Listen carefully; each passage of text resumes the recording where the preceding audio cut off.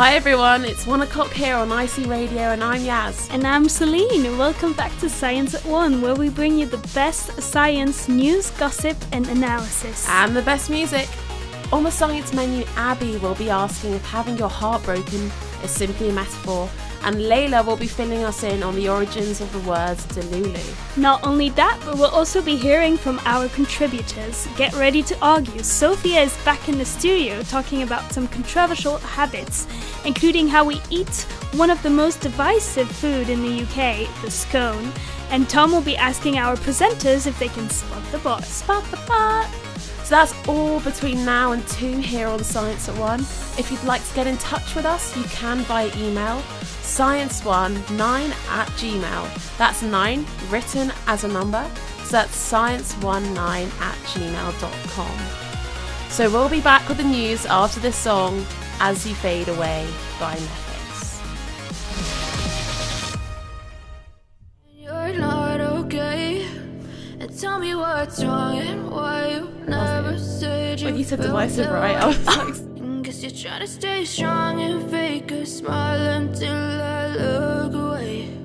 But I've known you too long, it hurts to watch your blue eyes fade to grey as you fade away,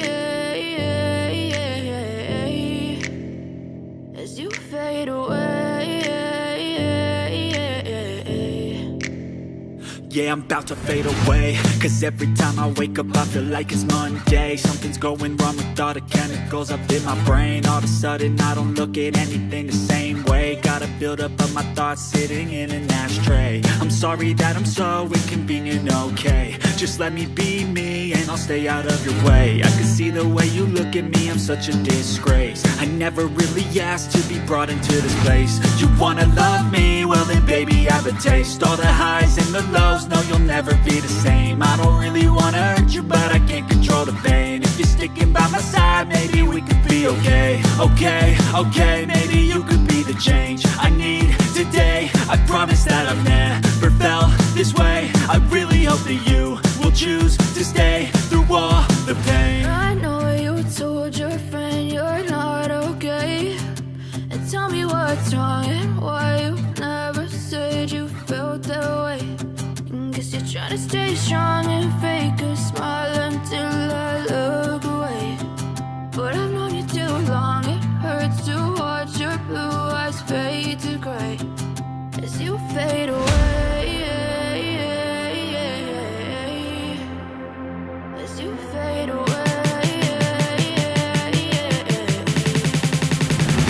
as you fade away.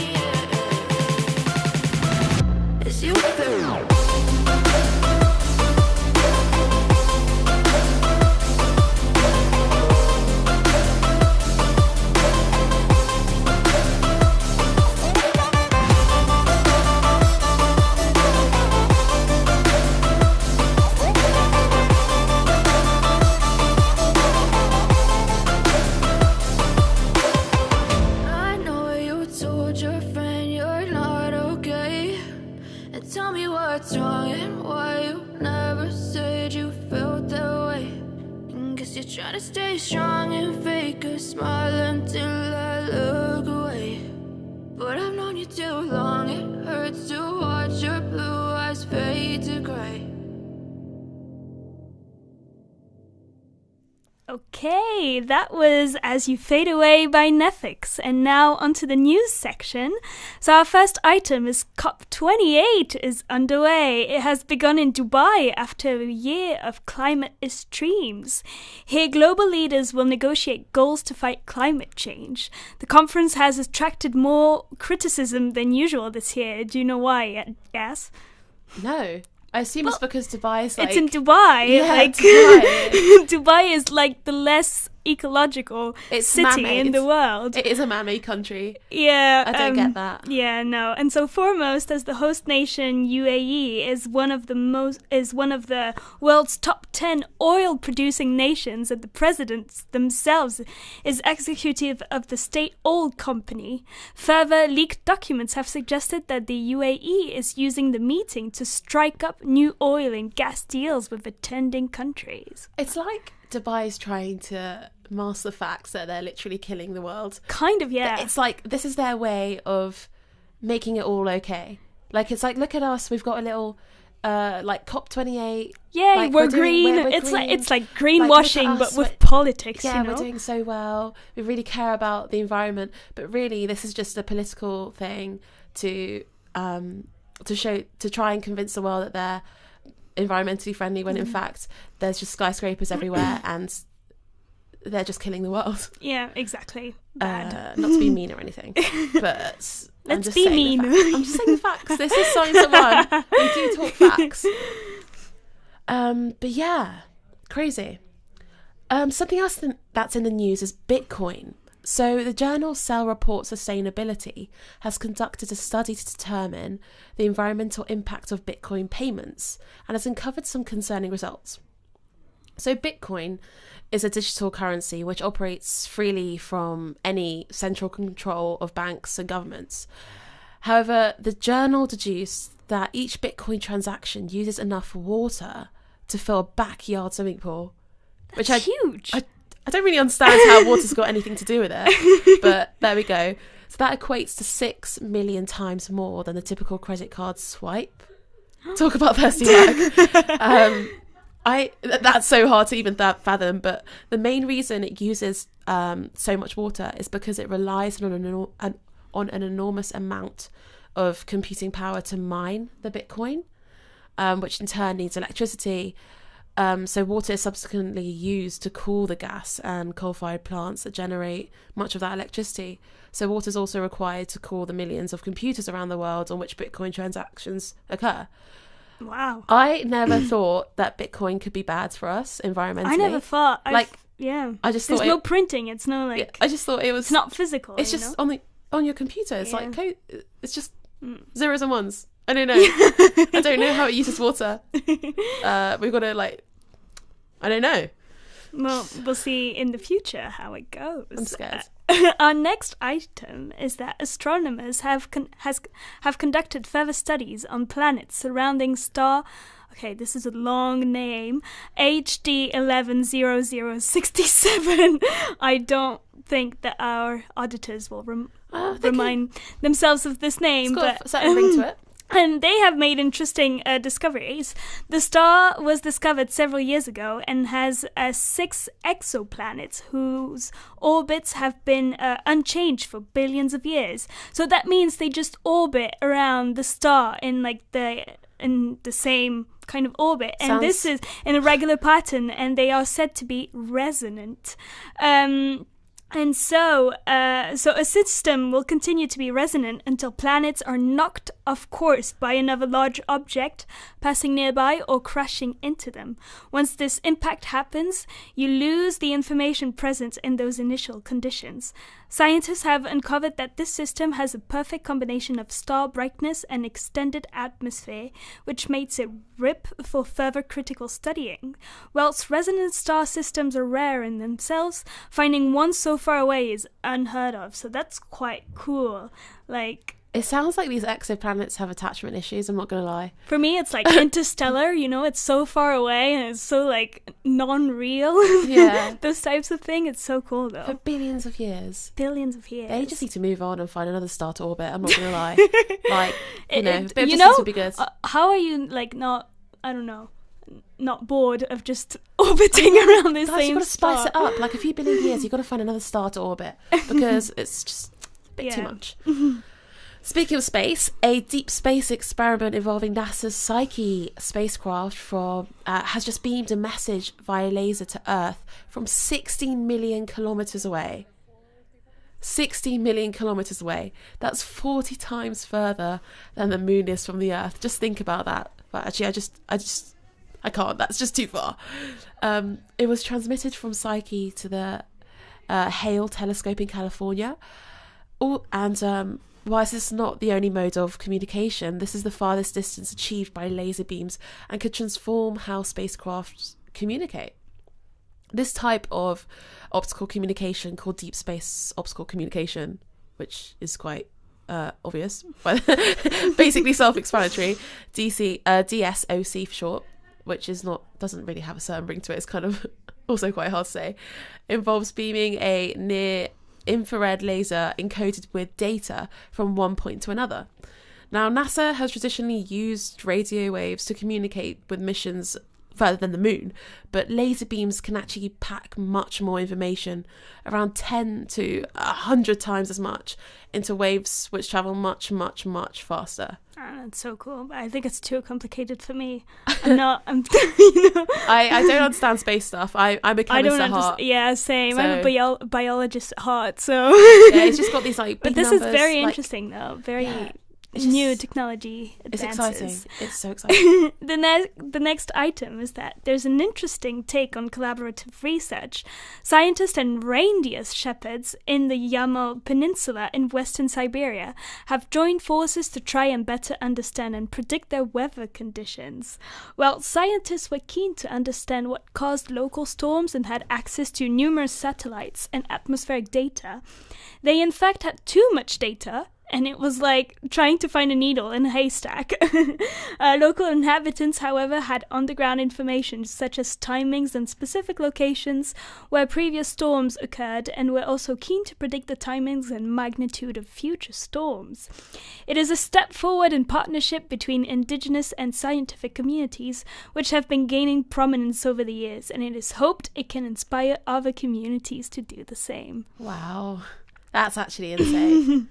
Yeah. Well, that was the news. It's quite full on. Like, I've learned so much. We'll be back with music now, but here's Coat for the Rain by Panda Lion.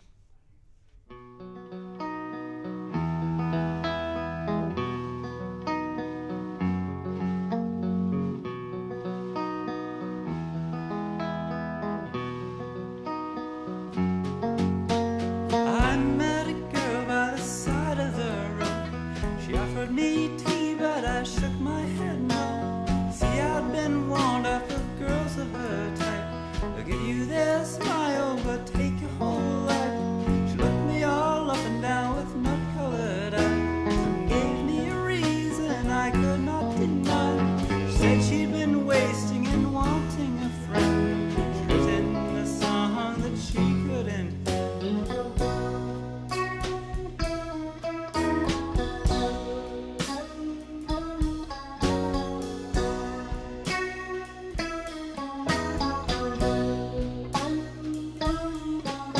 I said she was lucky, or maybe it was fate, that she'd met a singer who could relate. I followed her down her forested path. We got to her portion, she said with a laugh, you know, I'd been thinking of staying inside. Not my whole life, so I know how to hide. She poured me a cup and she sang me her song. And when she was done, I just looked at her long. Tears in my eyes and a tear in my heart. With one little touch, she could pull me apart. Well, I croaked, what does it lack? And when she said me, my will, she did crack. Maybe we'll be gone tomorrow, and maybe we won't be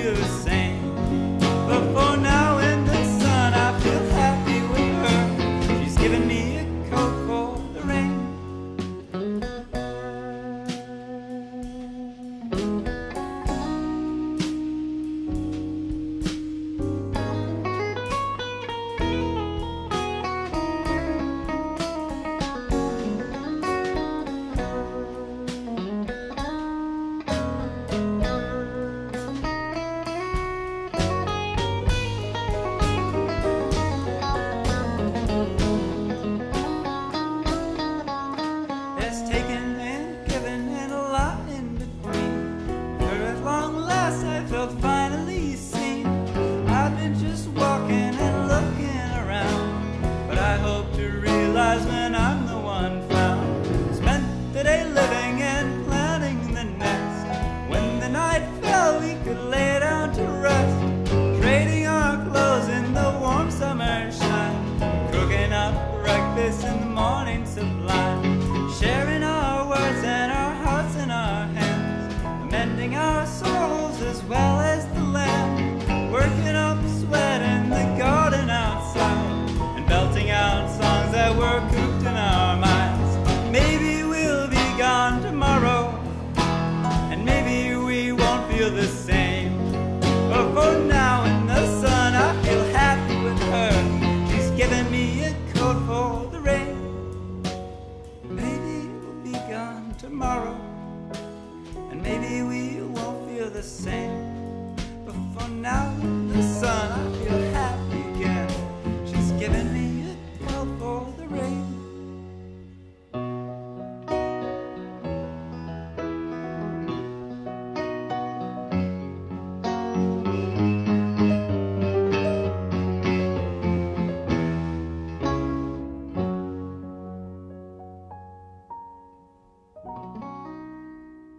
Okay, that was Coat for the Rain by Pendelian. And now our next item is, I will start with a very kind of lot of questions. So, what do you think this is? My heart is heavy, my heart aches to see you go. They rip my heart. Having your broken heart isn't simply a metaphor. For those who have suffered an emotional heartbreak are much more likely to suffer from a heart attack in the next 30 days than those who haven't suffered a loss. And so we welcome Abby to talk to us about heartbreaks. Yes, so I'll start by telling you a case study. So in 2004, there was a major earthquake in Japan and 4,805 people were injured and 668 were killed. And then many women specifically started arriving at the hospital complaining of chest pains and shortness of breath. And then they took lots of ECGs and lots of tests and it seemed like a heart attack. But then upon further testing, they were diagnosed with Takotsubo cardiomyopathy, which is otherwise known as heartbreak syndrome. So these people were suffering from heartbreak.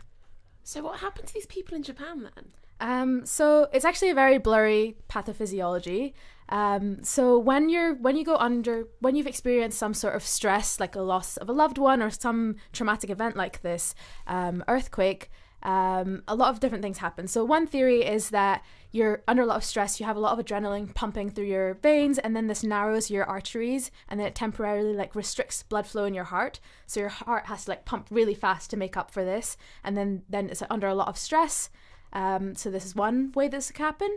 Another thing kind of similar is when you have kind of physiological stress, it affects the already circulating hormones in your body called cortisol or copeptine. So when your nervous system gets hyperstimulated, this disrupts the heart's pumping ability, and it leads to microvascular dysfunction or coronary vasospasm. So all of this hyperstimulation with these hormones kind of mimics a heart attack. So there's a bunch of things that could be contributing to it. It could also be if you've been in a relationship and you're having a lot of happy hormones and oxytocin, and then suddenly you're losing this. So all of these things could contribute to a stressful heart, that essentially what happens is the apex of your heart balloons and then the top of your heart contracts. So this condition can also be called apical ballooning syndrome. And the reason it's called Takotsubo syndrome is because it's named after, this means octopus trap in Japanese, and it's the shape of an octopus kind of trapping its victim. This is the shape that the heart seems to make. It's very hard to distinguish it from other heart conditions like coronary, acute coronary syndrome or a heart attack or anything. So they were very unsure what was happening to these people in Japan, but then they were diagnosed with broken heart syndrome. That's insane, because Wow. I always thought oh, you've got a broken heart. It's a figure of speech. You don't literally have A broken heart. Yeah. Yeah. This does happen. And why was it specifically a woman? That's very strange. Yes, so we don't really have an answer to this, but broken heart syndrome mainly affects middle-aged women and also mainly affects postmenopausal women. And like the theory for maybe why this is because when you go into postmenopause, the amount of estrogen you have is reducing, and estrogen is thought to kind of protect the harmful effects of adrenaline. So this might be why postmenopausal women are more vulnerable to it. So yeah, this is just another sad thing of being a woman, I guess. But, So can you die from this?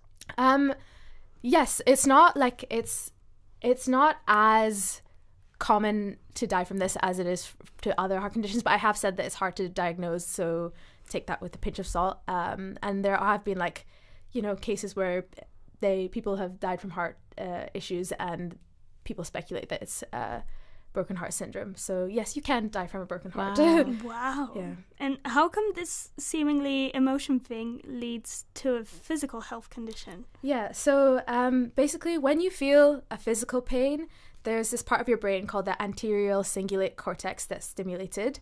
And this is the same part of your brain that's stimulated when you feel an emotional pain, or also the same. This part of the brain is also linked to cocaine addiction and like Wow, my this biology classes are coming back to me. So when you're excluded, you've lost a relationship or you've lost someone, the same like part of your brain is being triggered saying, hey, this is a dangerous situation and you're threatened. So that's like your brain signaling. But you don't get this for other emotions like anger, for example. It's specifically for heartbreak and feeling excluded and those kind of emotions. Whoa.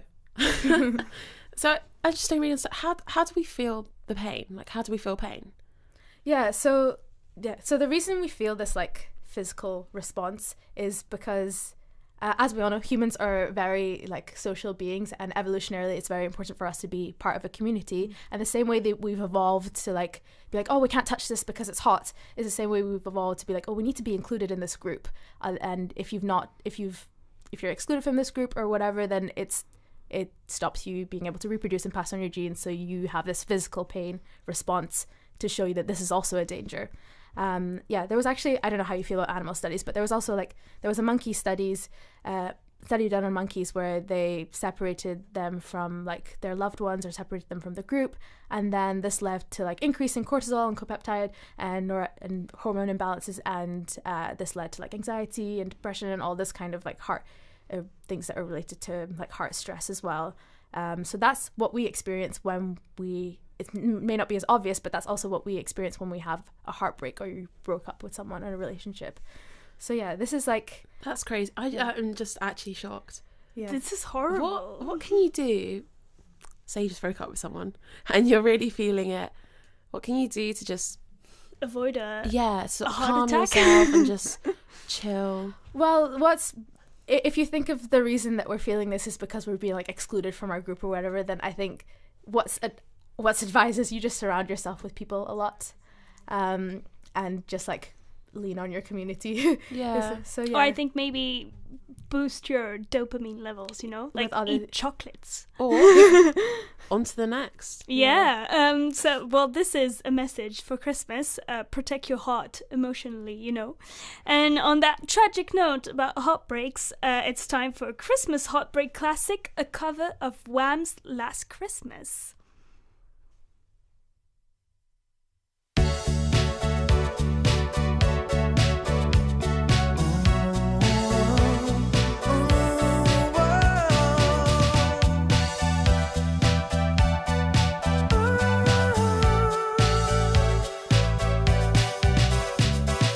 Last Christmas I gave you my heart, but the very next day you gave it away.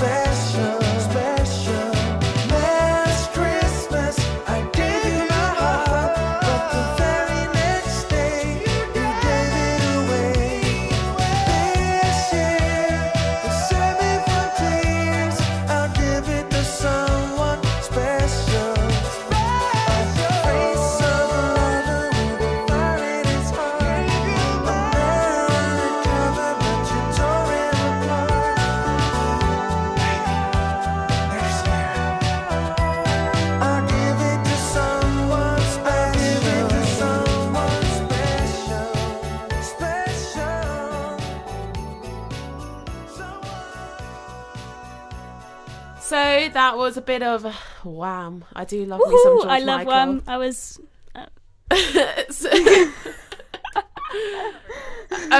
It was a cover actually. It wasn't actually George Michael. George Michael's a bit expensive for the show, but copyright issues there. I love. It was a very good cover. Celine was singing away. I was singing. not, because I do not like Christmas songs. But moving on. I'm sorry. My heart is Singing broken. a little bit. You yes. broke my heart. I'm sorry. I'm please gonna don't- have a heart attack. Sophia, she's back in the studio because she's bloody amazing, and I can't get her away.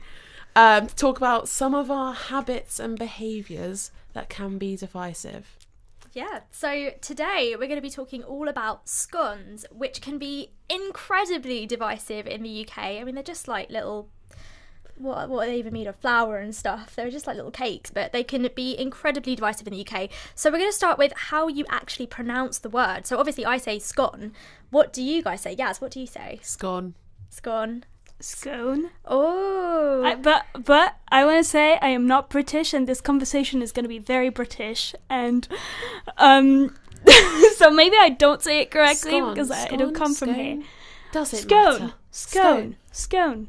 No, Because it's Wow. No, it's scone because it's really yummy, Scone. and it's always gone because you're going to scoff it up and then it's going to be gone. So it's scone. Scone. I don't yeah. think that's a good explanation. That's but go exactly on. what it is. Well, you've just taken away my whole explanation, Yaz. That was Thank all. you. That was everything I was Do you going to know say on what? scones. Yazzie Dictionary, that's what it is. No, it's not actually everything I was going to say. So the word is thought to have originated from Dutch and German, and there's like a German word called Schoenbrot, which means wait, it's fine not- or it's- beautiful bread. It's not British. So, well, obviously, like lots of things in the British language come from other languages. Nothing is we're not. British. We're We not just take original. things from other countries. We're not original as a country.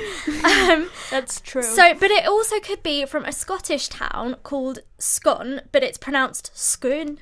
oh, I don't know how good my Scottish accent is. I did live there. Scotland in this scone. Yeah, I did live there for 4 years, so I should be able to do a Scottish accent, Yeah. but I'm not going to attempt Please it. do one. Well, If we'd more had than Abby me, more than back, me. Abby would have been able to do a proper Scottish accent, because she has a Scottish accent. But actually, if you think about maybe people in the UK that might be more of an authority on scones, you might think about the Queen, because she was very British British. authority. She talks like this. and the Queen says scone the way Very I say it. She posh. said scone. And also the Queen of Baking, Mary Berry, who you There's might a Queen recognise of from Baking. Baking? Mary Yeah, Berry. so if you watch Bake Off, which she's not on Bake Off at the moment, the Great British Bake Off, but years ago, that like she was one of the original hosts of the Great British Bake Off, and everybody referred to her as the Queen Oh, of Baking. wow. She's like a British I want sort to be the queen of institution. something. Maybe Queen of Radio. Queen of Radio, Celine. Yeah. But anyway, Mary Berry also said scone. So I always thought scone sounds more posh. But the Oh, Queen good is like the skin, most have a posh skin. person I you think can imagine. scone. Yeah. I think But I scone guess is you more could you could say anything in a posh accent and it'll be like, oh, I'm just having a scone. I think and that sounds scone posh is too. more posh than scone. Well, it is. You're right, but I never thought that. I so was it's wrong. scone. If you're listening I to will- the Queen or to Mary I Berry, will then yes, it is change scone. my how I say scone. But more importantly, do you put clotted cream on first or the jam? Yeah. What do you do, Yaz? If you're eating a scone, what would you put? I think you put cream on first because it's thicker, and then you just drizzle some jam on top, right? But to be fair, I've never eaten this, but Oh, okay. If you were to put Celine, I don't know if you've ever had a scone before. Well, yeah, but I've never asked You've like never- not that much. what would you think to do if you were putting clotted cream and jam on a scone? Which way round would you put them on? Oh my god, I don't know. I usually don't eat it with cream. I think this is a bit I controversial. don't like. Yeah, but it would be I cream only pie. put jam on it, so and jam is nice. I don't Yeah, know. jam is like I just- think just it's put jam on. too scones are like I don't know. They have Quite a rich. texture. They're thick, that, aren't like, they? They're hard it's to eat. difficult It's a nice to treat, eat. isn't It's it? difficult to eat. Well, there's a mathematician that says wow, differently. it's there's a- actually a there's scientific report about it. mathematical. Yeah, there's a mathematical report about this. So in 2013, this researcher from the University of Sheffield called Dr. Eugenia Cheng claims to have solved this puzzle, and not just about whether you should put cream or jam first, but loads of other things to do with how you should eat the scone perfectly. So actually, she says jam first and then cream. So I would say cream first and then jam, and we've all sort of gone towards that. But she would say jam first and then cream. So her reasoning for it is that jam is less dense than cream. So she measured the density of jam and of the clotted cream. And because the jam is less dense, she says it will run off the cream. It will just slide off. I can't and believe make your there's a fingers mathematical really... Oh, approach to this. She's actually looked at this. She's actually looked at this, yeah. And then if the jam runs off the cream, you get sticky fingers while you're eating it.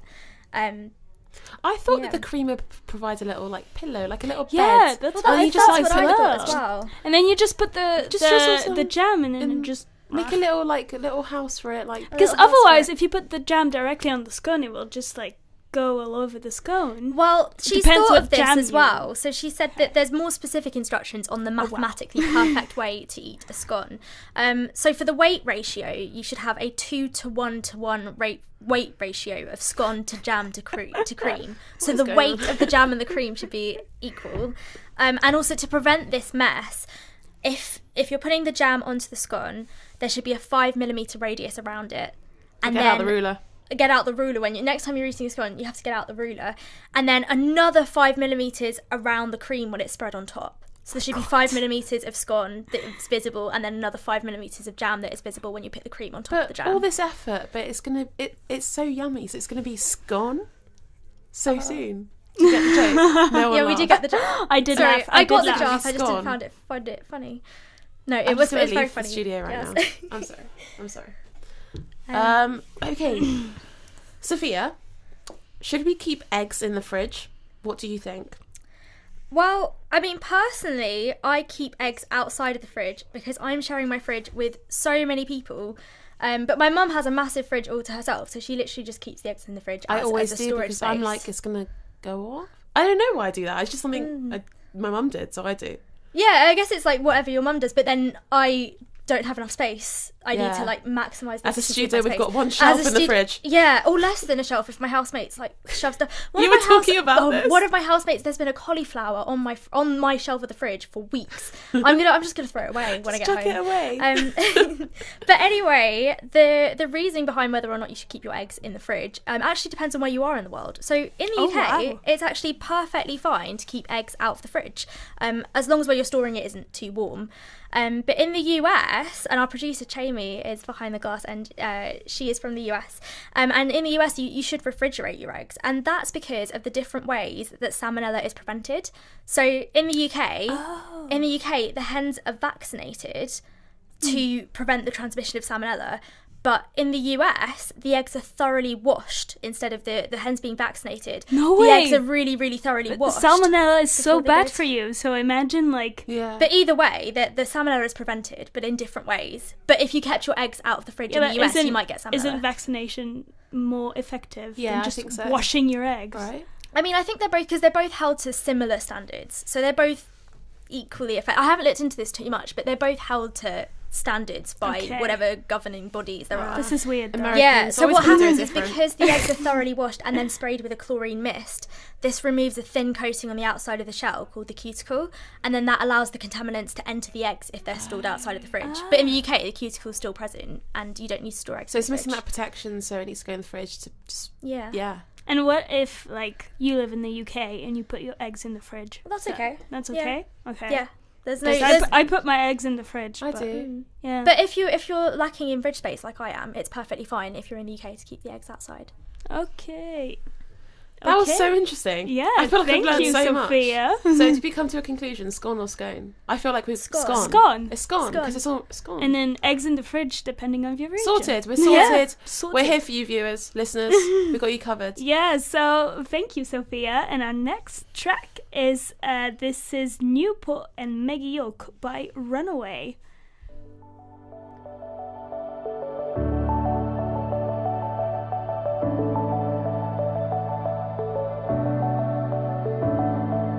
Clouds are stirring up the sky. I was always in denial of what I saw right in front of me.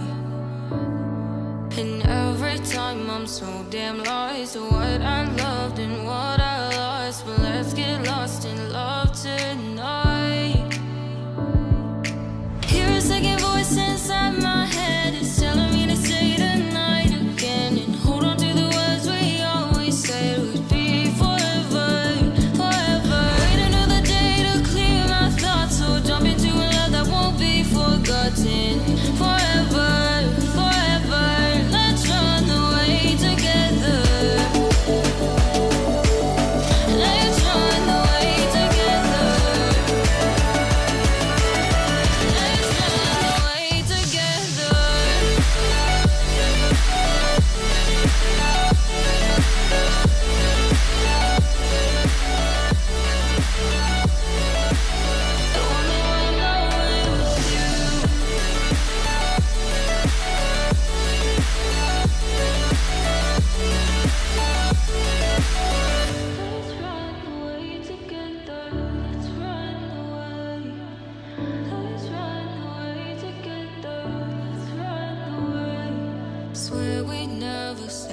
goodbye. Fall asleep to lullabies with something that I thought I'd never find. And what is right and what is wrong, and all I ever saw was love. But let's get lost in love tonight. Hear a second voice inside my head, it's telling me to stay the night again and hold on to the words we always said would be forever, forever. Wait another day to clear my thoughts, so jump into a love that won't be forgotten. Forever, forever, let's run away together. Let's run away together. Let's run away together.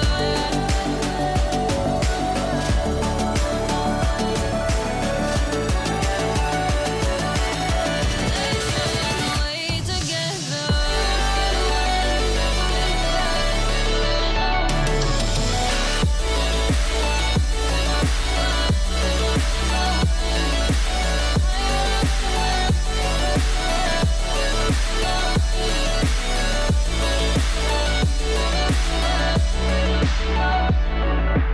Wait another day to clear my thoughts, so jump into a love that won't be forgotten. Forever, forever, let's run away together.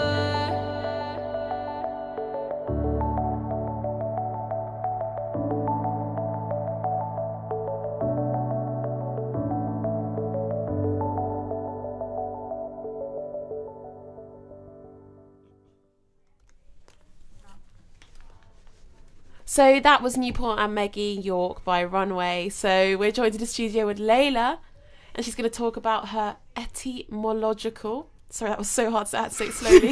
I was really scared of stumbling on that word. Etymological insight into the word Delulu, which I've never heard before. Layla, what is it?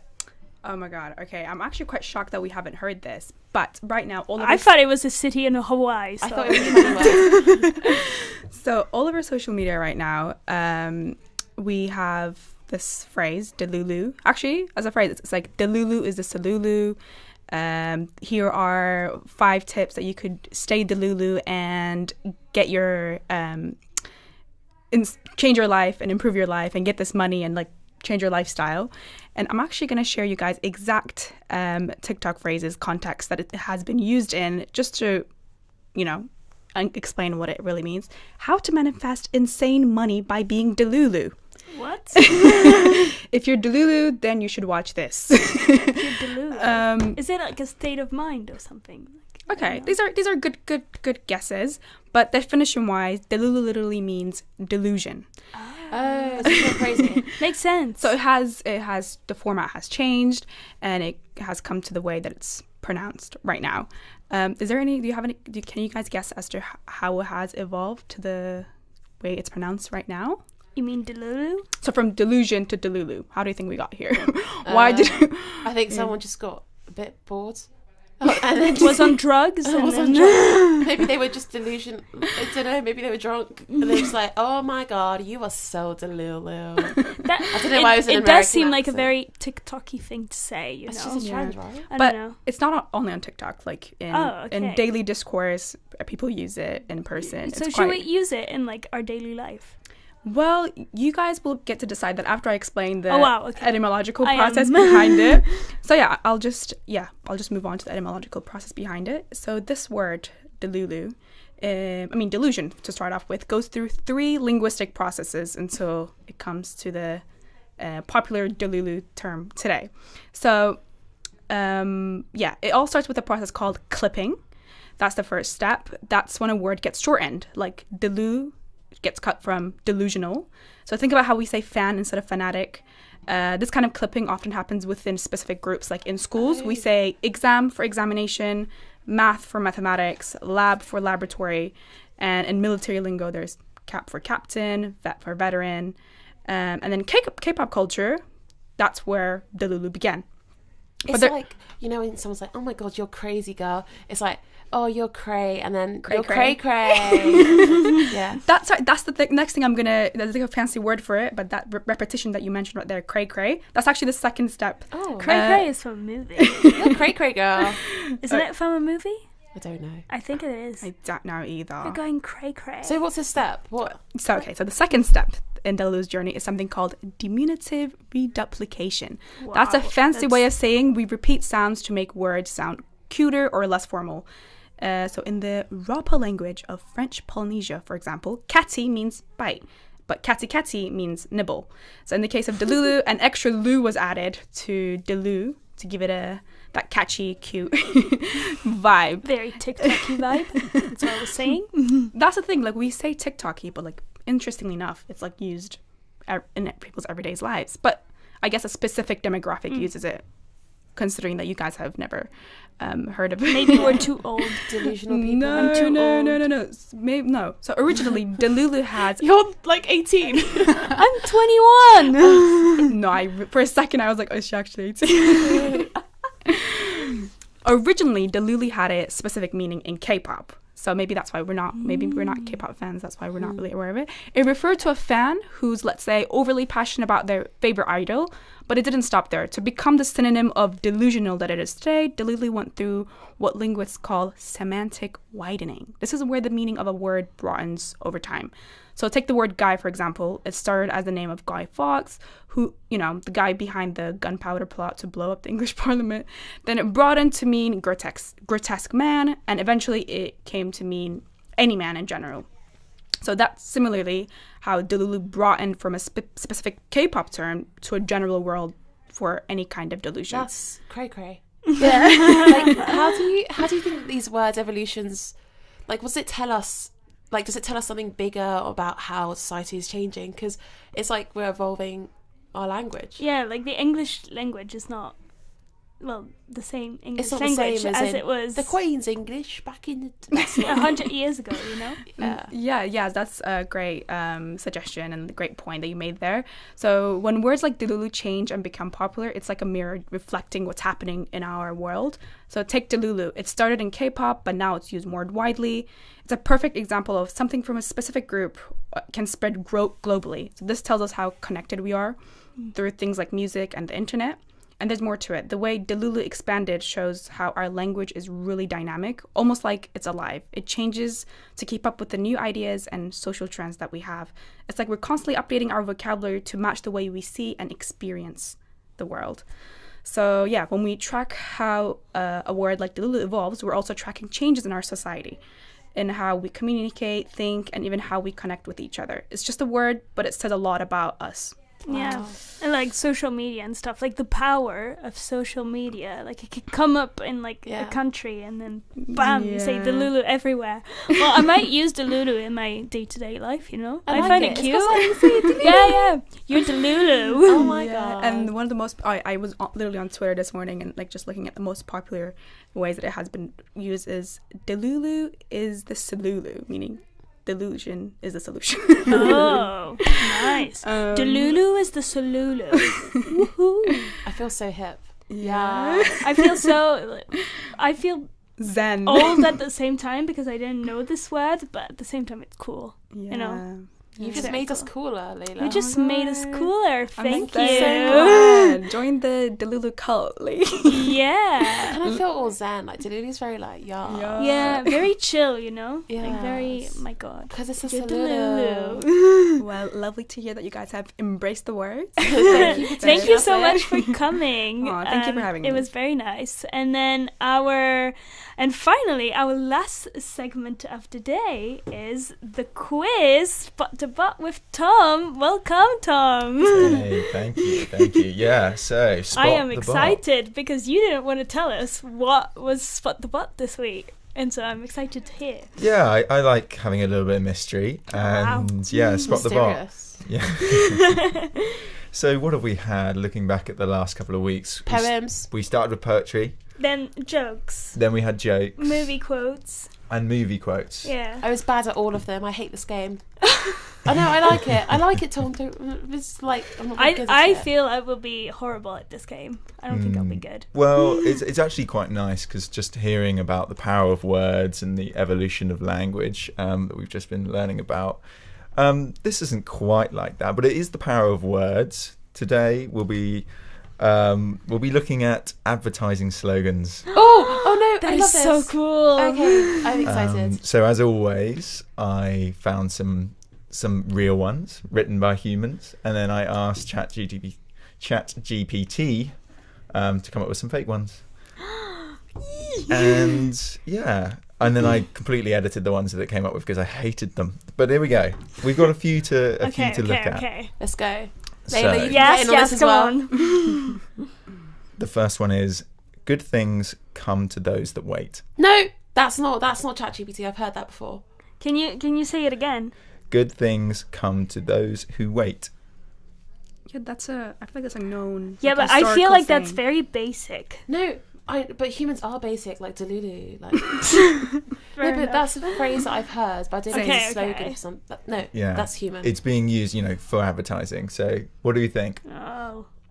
I think I just wanna The producers are saying no. I'm saying, yeah, no, it's not ChatGPT. So it's human. You think it's human? Yeah. I agree with Yaz. okay. I'm with Yaz on I'll this one. just follow you guys. No, because I no, don't- you stick to your guns. you Okay. you make a very good argument saying Thank that it's you. human. It is actually human. Oh yay! Any idea what it's selling? Good. Okay, can you say it again? It's can you Good things come to those that wait. wait? Ooh. It's Guinness. No way. It's a pint of Guinness. Yeah, that's good things come to The those that wait. alcoholics in the studio are laughing. Okay, on They to the next one. It's another one. I'm not actually going to change it now because I almost gave it away. This one is the ultimate driving machine. I feel like I want to say ChatGPT. I'm saying Yeah. ChatGPT. Pretty basic, isn't it? The ultimate driving machine. I feel like ChatGPT loves putting like Yeah. adverbs and adjectives, like the ultimate driving machine. Like a human was a I don't know. driving machine. I'll just say ChatGPT and then you That guys. could be a slogan for a car. Or It is. It Formula can, it One can something. Consensus? I think it's human. I think it's ChatGPT. It's Celine, come on, you need to. the vote as well. advert for BMW. Yes! Oh my god, I'm so good at this game! Yeah. I'm sorry. I was like, let's go ChatGPT. And then... No, it's basic. I told isn't you it? I It's was basic like bad. me, that's why I knew. The ultimate joking. driving machine, BMW. Okay, next one. Make 7-Up yours. But it's 7-Up. 7-Up is a drinking. Yeah. I don't know what the slogan for 7-Up is. Make 7-Up yours. Well, that's a stupid slogan. If you've bought it, then it is yours and you're going to drink it. Yeah, I think the idea is it's kind of like up yours. So like Oh, make yeah. 7-Up yours. So like you drink. It So is. I don't know. human, not No. human. But ChatGPT. would ChatGPT use like a slogan for a brand that exists? Yeah, But if Tom you has asked- put in yeah. ChatGPT, put a 7-Up, make Yeah. a 7-Up slogan. Ooh. And he's smiling because I know this man.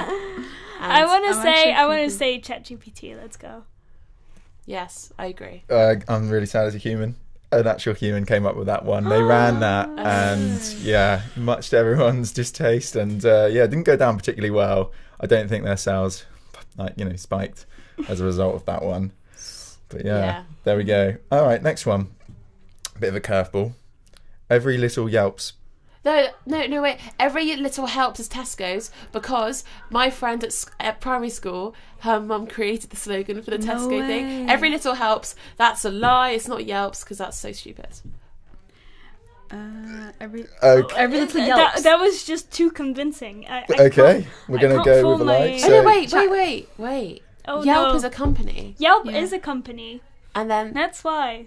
I'm actually confused. I want to say But we human. haven't had any ChatGPT thing yet. Or if you just did not put anything that was ChatGPT. Every little helps is Tesco's, So Yelp would not make Yeah. a slogan that would be so. Oh, So, yeah. so every little Yelps was the Christmas campaign for the Dogs Trust, encouraging people to adopt. No, it wasn't. It was complete rubbish. I just made it up. I got my heart set. My heart set. Don't do this to me. I'm on a roll here, Tom. Yeah, so it's totally made up.